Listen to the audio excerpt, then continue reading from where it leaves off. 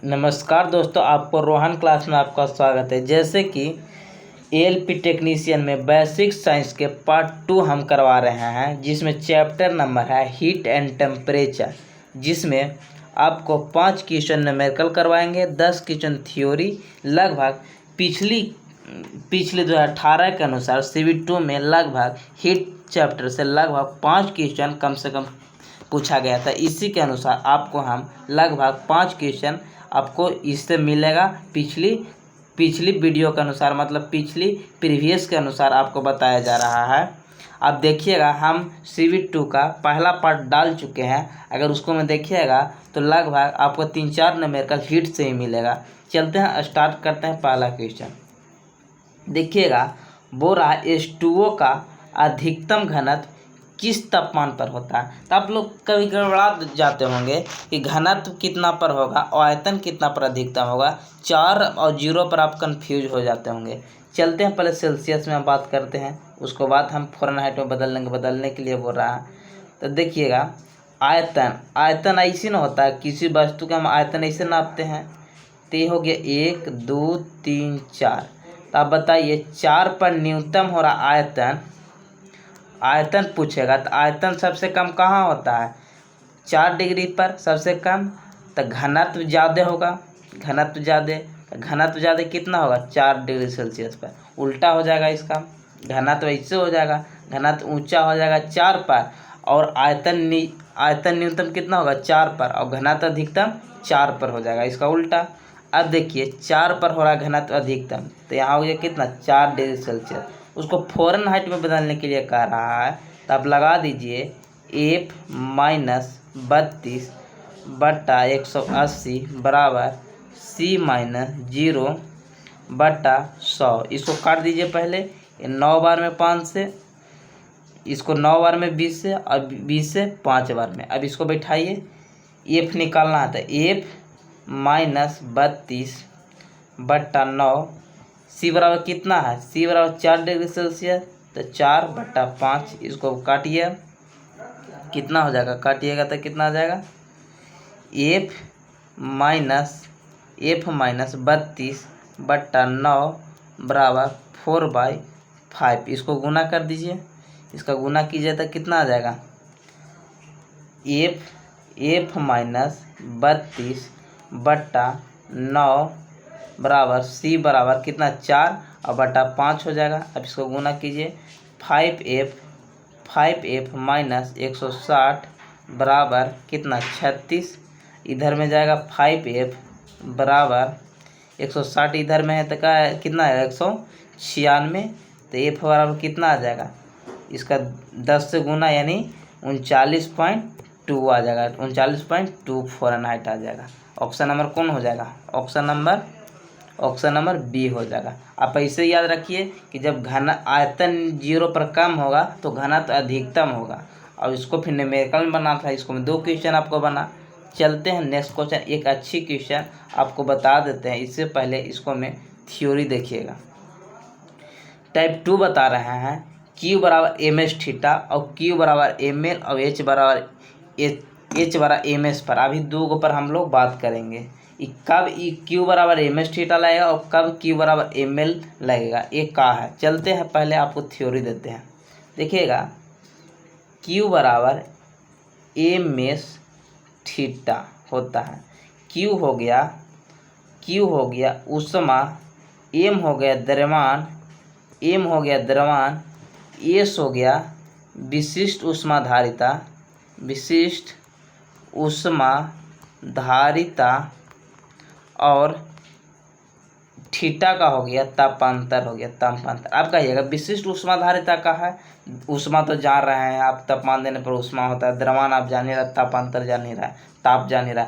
विशिष्ट ऊष्माधारिता का होता है, विशिष्ट ऊष्माधारिता किसी भी द्रव को, पदार्थ को जब 1 डिग्री सेल्सियस बढ़ाने के लिए, 1 डिग्री सेल्सियस तापमान को बढ़ाने के लिए जो ऊर्जा की आवश्यकता होती है, उसे हम विशिष्ट ऊष्माधारिता कहते हैं। जिसे इसको हम लोग, इसका कब प्रयोग करते हैं? इस सूत्र का विशिष्ट ऊष्माधारिता का कब प्रयोग करते हैं? जब हमको अवस्था परिवर्तन नहीं, जैसे द्रव में करना है, द्रव में से द्रव में, इसके लिए मतलब अवस्था परिवर्तन नहीं, खाली डिग्री बढ़ाना है। जैसे 0 पर था अब 5 डिग्री सेल्सियस पर होगा, तो इसको में हमको चाहिए खाली हम 1 डिग्री सेल्सियस बढ़ाएं, मतलब तापमान जब बढ़ाएंगे तो विशिष्ट ऊष्माधारिता का प्रयोग करेंगे।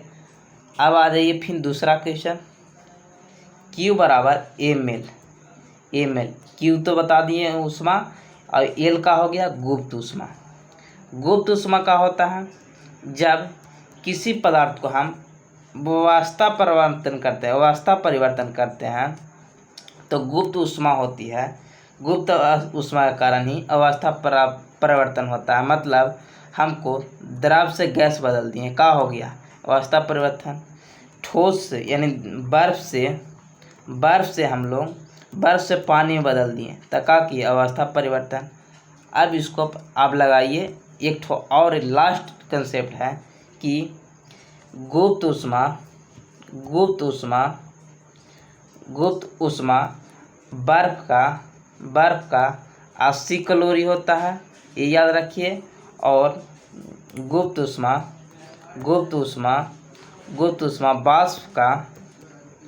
वाष्प का 540 कैलोरी होता है। और एक याद करिए, विशिष्ट ऊष्माधारिता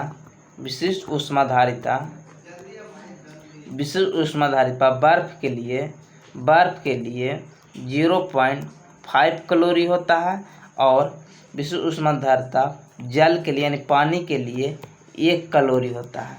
चलेगा, अब इसको आपने न्यूमेरिकल इतने में बन जाएगा। आप इतना थ्योरी ले लिए, उसके बाद अब हम आपको समझा देते हैं कैसे बनेगा से, बस कुछ नहीं करना है।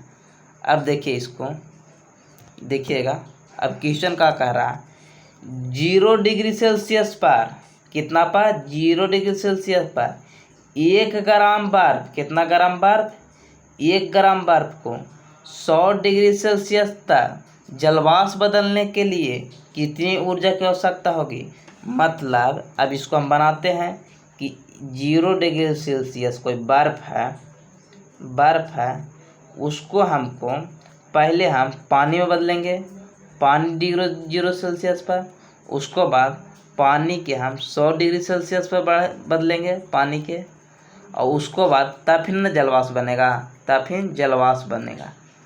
जलवाष्प बनेगा। तो देखिएगा कितना ग्राम 1 ग्राम, एम बराबर कितना हो गया, एम बराबर 1 ग्राम।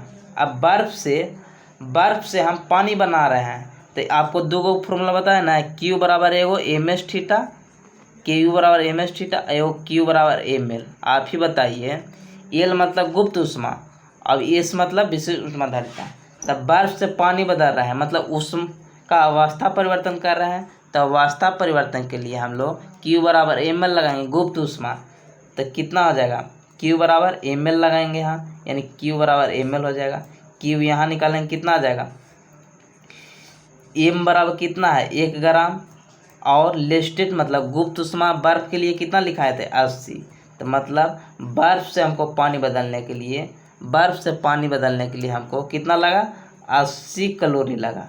अब इसको हम पानी में बदलना है, लेकिन अवस्था परिवर्तन नहीं कर रहे हैं, इसको में तापमान परिवर्तन कर रहे हैं। पानी तो पानी रह ही रहा है, लेकिन 0 से हम 100 लगा रहे हैं, तो इसको में क्या लगाएंगे, Q बराबर MS थीटा लगाएंगे, Q बराबर MS थीटा। अब बताइए Q लगा दीजिए, M कितना है 1, और विशिष्ट ऊष्माधारिता आपको बताएं कि पानी के लिए हमेशा 1 होती है और बर्फ के लिए 0.5। तो S बराबर 1 आ गया, और थीटा कितना है 100, थीटा हो गया 100। तब यहाँ पर Q बराबर कितना आ गया 100। अब फिर आप बताइए, अब पानी से हम जलवाष्प बदल रहे हैं, तो जलवाष्प से अवस्था परिवर्तन कर रहे हैं, तो अवस्था परिवर्तन के फिर Q बराबर ML लगाएंगे, Q बराबर ML। तो Q निकालना है, 1 ग्राम है, ग्राम वजन कितना है 1 ग्राम, और L कितना है जलवाष्प के लिए कितना बोले 540। तो मतलब यहाँ Q बराबर कितना आया 540।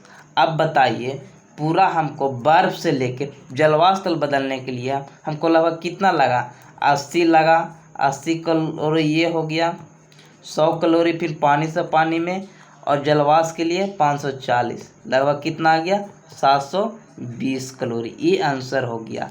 आप इसको आपको उम्मीद किए होंगे कि समझ में आया होगा, क्योंकि बहुत अच्छी क्वेश्चन, इसको मैं कम से कम 5 क्वेश्चन था। ऑप्शन नंबर बी हो जाएगा, ये भी दिल है, लेकिन ऑप्शन नंबर बी हो जाएगा 720 कैलोरी हो जाएगा। चलेगा, अब आपको हल्का लगेगा। देखिए एक ही क्वेश्चन है ये था। अब देखिएगा, लगभग 10 मिनट लगाएं, उसमें आपको थ्योरी भी दे दिए। अब इसको बनाइए, हल्का है। कितना बोल रहा है? 1 किलो जल का तापमान 1 kg, एम बराबर कितना है? 1 kg। 1 kg तापमान यानी थीटा बराबर कितना? 30 से 80 हो रहा है, मतलब 50 के तापांतर हो रहा है। करने के लिए ऊष्मा क्यू पूछ रहा है, क्यू कितना लगेगा? तो आप लगा दीजिए। अब देखिएगा ये कैलोरी में है, तो कैलोरी में तो एम भी हमको कितनी में लेना होना चाहिए? कैलोरी का होता है? ऊष्मा का सीजीएस मात्रक होता है। तो इसको हम 1 kg को 1000 ग्राम लिख देंगे। अब लगा दीजिए क्यू बराबर एम एस थीटा। अब लगाइए इसको, एम कितना है? 1000। एक एम हो गया 1000, और एस कितना हो गया? तापांतर कितना हो गया? 50 50 हो गया। उसके बाद थीटा कितना है? थीटा हो गया, और विशिष्ट ऊष्मा धारिता 1 हो जाएगा। कैलोरी में क्या बोले थे? 1 हो जाएगा, यानी 50,000 हो जाएगा, यानी 50,000। ऑप्शन नंबर 50 किलो, यानी 50 किलो ऑप्शन नंबर बी हो जाएगा। चलिएगा नेक्स्ट क्वेश्चन। अब इसको देखिए, इसको देखिएगा। 2000 ग्राम पानी, एम बराबर कितना? 2000 ग्राम। कितना सेल्सियस तापमान अंतर? 10 से 50 हो गया तो 40। अब इसको लगा दीजिए, क्यू बराबर एम एस थीटा। क्यू बराबर एम एस थीटा। तो क्यू कितना है? एम कितना है? 2000। एस कितना हो जाएगा? जल के लिए 1 हो जाएगा, 1 कैलोरी। और कितना हो जाएगा? थीटा कितना होगा? 40 होगा। तो कितना हो गया? 4 दूनी 8000। 4 दूनी 8000, मतलब 8 पर के 0, ये 3 0 और 1, 3 0 1 में 4 0, यानी ऑप्शन नंबर कौन हो जाएगा? 1 2 3 4। ऑप्शन नंबर ए हो जाएगा। ऑप्शन नंबर ए हो जाएगा 80,000 कैलोरी। चलिएगा नेक्स्ट क्वेश्चन। ये आपको हल्का मिल गया। एक ही क्वेश्चन था जिसमें 4 क्वेश्चन था। 0 डिग्री सेल्सियस को 1 ग्राम बर्फ को पूरी तरह से पिघलने के लिए कितना यांत्रिक कार्य ऊर्जा प्राप्त करना होगा? तो देखिएगा, क्या है? 0 डिग्री सेल्सियस बर्फ है, और इसको हमको 1 ग्राम, यानी एम बराबर कितना देना है? 1 ग्राम है। 1 ग्राम पूरी तरह पिघलने के लिए, मतलब इसको हमको 0 डिग्री जल में बदलना होगा। जल में इसको क्या कर रहे हैं हम? अवस्था परिवर्तन कर रहे हैं। इसको हम क्यू बराबर एम एल लगा देंगे। एम एल लगाएंगे। एम बराबर कितना है? 1 ग्राम। अब एल बराबर कितना है? गुप्त ऊष्मा लगेगा, क्योंकि अवस्था परिवर्तन कर रहे हैं। अवस्था परिवर्तन के लिए एल लगाएंगे, यानी 80 हो जाएगा। तो कितना हो जाएगा? 80 कैलोरी। अब कहिएगा 80 कैलोरी तो ऑप्शनों में ना, 80 कैलोरी नहीं, जूल है। तो आप मार दीजिएगा, यहाँ चल जाएगा गलती। कहे कि कैलोरी में 80 आया है, क्योंकि हम सीजीएस मात्रक में लिए थे, क्योंकि 1 ग्राम लिए थे। अब इसको आप जानते हैं कि 1 कैलोरी बराबर 4.2 जूल होता है। 4.2 जूल होता है। तब 80 को 4.2 से गुना कर दीजिए, कितना आएगा? 8 चौके 32, माने 8 चौके 320, और 8 दूनी 16, कितना हो जाएगा? 336 हो जाएगा। ऑप्शन नंबर सी हो जाएगा। चलिएगा नेक्स्ट क्वेश्चन। अब आ जाइए थ्योरी पर। कितना तापमान होने पर पाठ्यांक सेल्सियस और फ़ारेनहाइट को तापियों में से एक होंगे? आप बताइए इसको, कितना डिग्री सेल्सियस पर दोनों एक होगा? देखिए ये भी न्यूमेरिकल है। बोल रहा है कि F-32 बराबर 180 बराबर C-0 बटा 100 लगा दीजिए। बोल रहा है कितना डिग्री सेल्सियस पर C बराबर F हो जाएगा। C बराबर F हो जाएगा। तो आप लगाइए इसको, ई कितना बार में? 9 बार में, ई 5 बार में, 5 बार में हो जाएगा। F बराबर C ले लेना। F बराबर C कहीं कि सेल्सियस में पूछ रहा है, तो C-32 हो जाएगा, नीचे 9 हो जाएगा, और C बटा 5 हो गया था। कितना हो जाएगा, गुना कीजिए, गुना तिरछा तिरछी कीजिएगा तो कितना हो जाएगा, 9 5C माइनस 160 बराबर 9C हो जाएगा। अब इसको उधर लेके चल जाइए, माइनस 160 बराबर 9C माइनस 5C, तो कितना आ गया, 4C बराबर माइनस 160, C बराबर कितना आ गया, माइनस 40 सेल्सियस। यानी ऑप्शन नंबर कौन आ जाएगा, ऑप्शन नंबर ए आ जाएगा, माइनस में 40 सेल्सियस। चलिएगा नेक्स्ट क्वेश्चन, क्योंकि सी में कहा सेल्सियस को फॉरेन हाइट को सेल्सियस में, तो एफ बराबर हम सी ले लिए। अगर फॉरेन हाइट में कहा था तो एफ को सी बराबर हम एफ ले लेते हैं। चलिएगा नेक्स्ट क्वेश्चन देखिएगा, निम्नलिखित स्थिति में बॉयल्स के नियम का पालन अच्छी तरह से होता है। किसमें होता है अच्छी तरह से, आप जानते हैं, आपको बता दें कि आप याद रखिए, एक ट्रिक है PVT BCG, ये हो गया बॉयल्स का नियम, ये बॉयल्स का नियम हो जाएगा। ये चार्ल्स का नियम हो गया, ये हो गया गलुसाक का नियम हो गया। अब पूछेगा बॉयल्स का नियम में क्या होता है, तो बॉयल्स कहाँ है, ये हो गया दाब, ये हो गया आयतन, और तापमान कांस्टेंट होगा। जब बॉयल्स का नियम लागू होगा तो तापमान कांस्टेंट और प्रेशर और आयतन के समानुपाती होगा, मतलब प्रेशर व्युत्क्रमानुपाती होगा 1/v के। अगर तापमान रहेगा तो सीधा रिलेशन, और तापमान जब कांस्टेंट हो जाएगा तो हमेशा व्युत्क्रमानुपाती हो जाएगा। फिर चार्ल्स को उसी तरह पूछेगा, तो आप चार्ल्स के क्या कीजिएगा, इसको में P कांस्टेंट हो जाएगा और आयतन समानुपाती टेम्परेचर हो जाएगा। इसी तरह इसको में आप देखिए, बोल रहा है बॉयल्स का अच्छी नियम पालन करने के लिए इसको में आपको याद रखना होगा निम्न ताप और निम्न दाब, क्योंकि PVT BCG इसको नीचे वाला ले लीजिएगा, प्रेशर के समानुपाती होगा टेम्परेचर, तो निम्न दाब होगा और निम्न ताप होगा, ऑप्शन नंबर डी हो जाएगा। चलेगा नेक्स्ट क्वेश्चन, इसको याद रखना होगा आदर्श के नियम के लिए। क्वांटम सिद्धांत का प्रयोग निम्नलिखित में से किससे स्पष्ट करने के लिए किया जाता है, हम लोग प्रकाश विद्युत प्रभाव के लिए किया जाता है। व्यक्तिकरण क्या करते हैं, व्यक्तिकरण मतलब कभी कभी लाल या पीला इसम दिखाई देना, जिससे व्यक्तिकरण किसको कहेंगे हम लोग, व्यक्तिकरण कहेंगे जिसे रोड पर गिरा हुआ मिट्टी का तेल उसको कभी कभी चमकता है, CD डिस्क ये कभी कभी चमकता है, व्यक्तिकरण हो गया। विवर्तन का हो गया,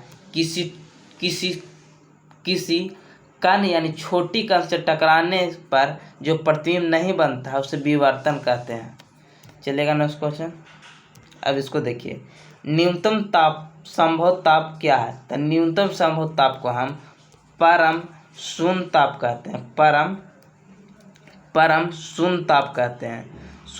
कहते हैं, जिसको लगभग हम लोग 0 केल्विन या -273 सेल्सियस होता है। यानी ऑप्शन नंबर ए हो जाएगा। चलिएगा नेक्स्ट क्वेश्चन, थोड़ा सा दिक्कत हुआ होगा उसको में क्योंकि दिखाई नहीं दे रहा, एवरेज से अच्छा होगा। किसी भी द्रव के क्वथनांक का तापमान ज्ञात कीजिए, तो आप ही बताइए, एक द्रव है, अब देखिएगा कुकर, तो कुकर में क्या करते हैं, जिसे नॉर्मल आप चावल चढ़ाइएगा दूसर चीज़ में मतलब खुला बर्तन में तो आपको 100 डिग्री सेल्सियस पर खोल जाएगा, लेकिन आप कुकर में देखिएगा तो 120 डिग्री सेल्सियस पर खोलता है। तो क्या हो गया, आप प्रेशर, इसको मैं दाब तो बढ़ा दिए क्योंकि बंद है, इसको प्रेशर बढ़ गया, तो प्रेशर बढ़ने के साथ बॉइलिंग पॉइंट बढ़ गया, मतलब ज़्यादा सेल्सियस पर गर्म होगा, इस चलते जल्दी पकेगा। मतलब दबाव क्वथनांक का तापमान बढ़ाने पर दाब भी बढ़ने लगता है, ऑप्शन नंबर बी, दबाव बढ़ने पर भी बढ़ता है। क्योंकि आप सेल्सियस देखें ना कि पहले इतने पर खोल जा रहा है 100 पर, खुला बर्तन में, लेकिन आप कुकर में डाल दिए तो प्रेशर इसको में बढ़ा और बॉइलिंग पॉइंट भी बढ़ गया, मतलब क्वथनांक बढ़ गया। ऑप्शन नंबर बी हो जाए, दबाव बढ़ने पर बढ़ता है। चलिएगा नेक्स्ट क्वेश्चन। ये देखिए, इनमें से कौन सा सूर्य के प्रकाश से सीधे विद्युत ऊर्जा परिवर्तन था? सोलर कुकर नहीं होगा, कोची है विद्युत में परिवर्तन है। विद्युत में कोची सोलर सेल हो जाएगा। ये तो सोलर कुकर का करता है जिसको में अवतल दर्पण लगा हुआ रहता है, अवतल दर्पण लगा रहता है, ये तो हीट देता है। सोलर भट्टी भी सोलर सेल होगा, सोलर सेल वही विद्युत ऊर्जा में परिवर्तन करेगा। ऑप्शन नंबर बी हो जाएगा। चलेगा नेक्स्ट क्वेश्चन। रेफ्रिजरेटर में खाद्य पदार्थ को ताज़ा रखने के लिए सुरक्षित क्या होती है? 4 डिग्री सेल्सियस होती है, 4 डिग्री सेल्सियस। और फ़ारेनहाइट में कितना आया था? फ़ारेनहाइट में कितना आया था? 39.2 फ़ारेनहाइट। चलेगा नेक्स्ट क्वेश्चन।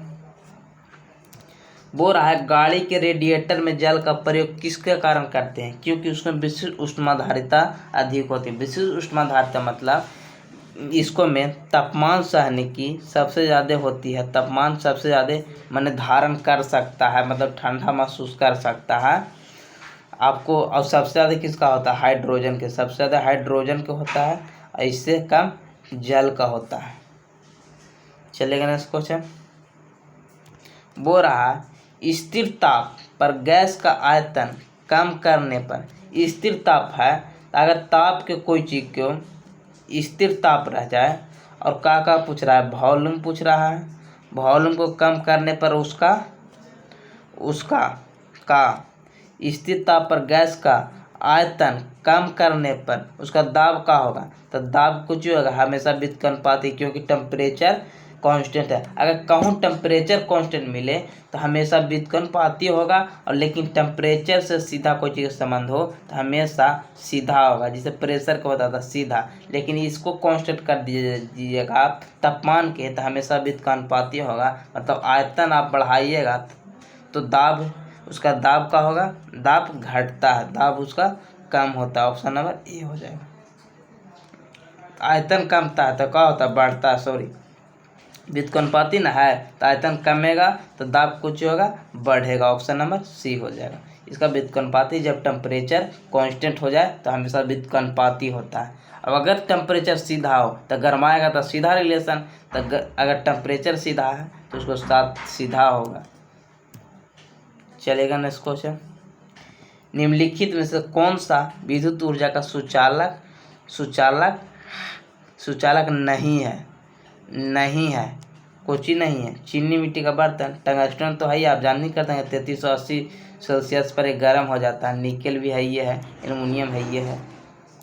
चलेगा नेक्स्ट क्वेश्चन। अब खत्म हो गया। आप सब्सक्राइब कीजिए, लाइक कीजिए और कमेंट कीजिए कैसा लगा। जरूर थोड़ा सा दिक्कत होगा, धीरे धीरे आपको हो जाएगा, क्योंकि आप पढ़े नहीं होंगे। अवस्था परिवर्तन हीट के सबसे अच्छी चैप्टर है। अगर आप पढ़ते हैं तो 5 नंबर भी, और अगर इसको आप पढ़ाइएगा तो मेरिट में भी काम देगा। जय हिंद, जय भारत।